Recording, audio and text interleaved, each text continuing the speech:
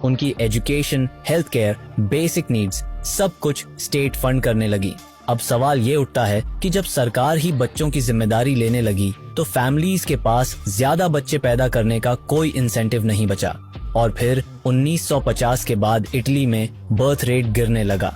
अब अगर specifically Italy की बात करें तो यहाँ कुछ ऐसी गवर्नमेंट पॉलिसीज हैं जिनकी वजह से यंग कपल्स बच्चे पैदा करने से डरते हैं। इटली में एक बहुत विवादास्पद विचार है ब्लैंक रिजाइनेशन। इसका मतलब है हर औरत को जॉब ज्वाइन करने से पहले एक खाली रेजिग्नेशन लेटर साइन करना होता है और जैसे ही वो प्रेग्नेंट होती है कंपनी उसे बिना किसी नोटिस के फायर कर सकती है।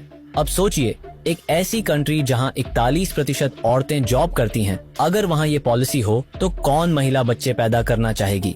यही वजह है कि इटालियन फैमिलीज शादी और बच्चों को डिले करती हैं ताकि उनकी जॉब सिक्योर रह सके। और दूसरी बड़ी वजह, इटली में चाइल्ड बर्थ नेशनैलिटी पॉलिसी बाकी यूरोप की तरह नहीं है। मतलब अगर आप इमिग्रेंट हैं और आपका बच्चा इटली में पैदा होता है तो उसे इटालियन नेशनैलिटी ऑटोमेटिक नहीं मिलती।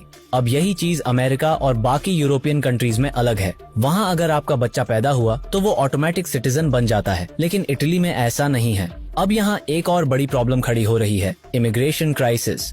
इटली में पहले ही यंग जनरेशन की भारी कमी है और जो इमिग्रेंट्स वहाँ आते भी हैं वे थोड़ा समय बिताने के बाद नॉर्दर्न यूरोप की तरफ मूव कर जाते हैं। अब सोचिए, जब एक देश में पहले ही लोग कम हो रहे हैं और ऊपर से इमिग्रेंट्स भी वहाँ टिक नहीं रहे तो इटली का फ्यूचर क्या होगा। ये एक लूज सिचुएशन बनती जा रही है। हालांकि अब इटालियन गवर्नमेंट इस इशू को लेकर अपने इमिग्रेशन लॉज को रिवाइज करने पर सोच रही है, क्योंकि अगर इमिग्रेंट्स का भी बाहर जाना जारी रहा